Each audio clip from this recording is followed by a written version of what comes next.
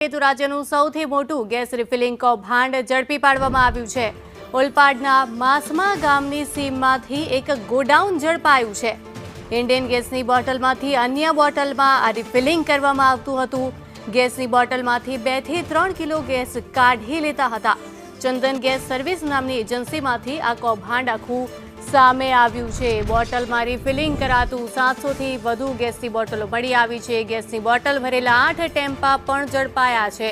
સાથે એક ઈસમને પણ ઝડપી પાડવામાં આવ્યું છે, ત્યારે અન્ય ઈસમો એ સ્થળ ઉપરથી ફરાર બન્યા હતા।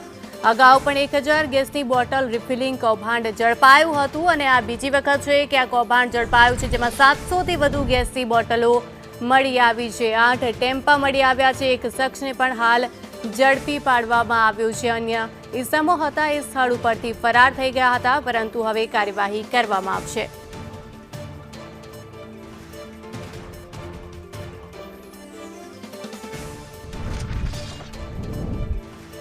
જિલ્લામાં ફરી એકવાર ગેસ રિફિલિંગ કૌભાંડ ઝડપાયું છે।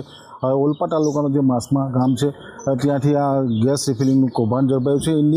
ઇન્ડિયન કંપનીના જે ગેસ બોટલો છે ત્યાંથી અન્ય બોટલોમાં ગેસ રિફિલિંગ કરવામાં આવી રહ્યું। હાલ ઓલપાડ પોલીસે દરોડા પાડ્યા હતા અને મોટી માત્રામાં 700 જેટલા ગેસની બોટલો અહીંયા ઝડપી પાડવામાં આવી છે। હાલ પોલીસ દ્વારા કામગીરી કરવામાં આવી રહી છે। તમે દ્રશ્ય જોઈ શકો છો, ઓલપાડ પોલીસ દ્વારા અહીંયા બોટલોમાં વજન કરવામાં આવી રહ્યું છે। જે રીતે કૌભાંડ આચરવામાં આવ્યું હતું જેને લઈને જે ગેસ રિફિલિંગના કૌભાંડમાં એક આરોપી હાલ ઝડપાયો છે અને અન્ય જે આરોપી જે ગેસ રિફિલિંગમાં સંડોવાયા હતા એનાથી ફરાર થઈ ગયા હતા। અગાઉ પણ એલસીબીએ આ ગોડાઉનની આગળ જે અન્ય ગોડાઉન છે ત્યાંથી પણ મોટી માત્રામાં આ ગેસ રિફિલિંગનું કૌભાંડ ઝડપાયું હતું।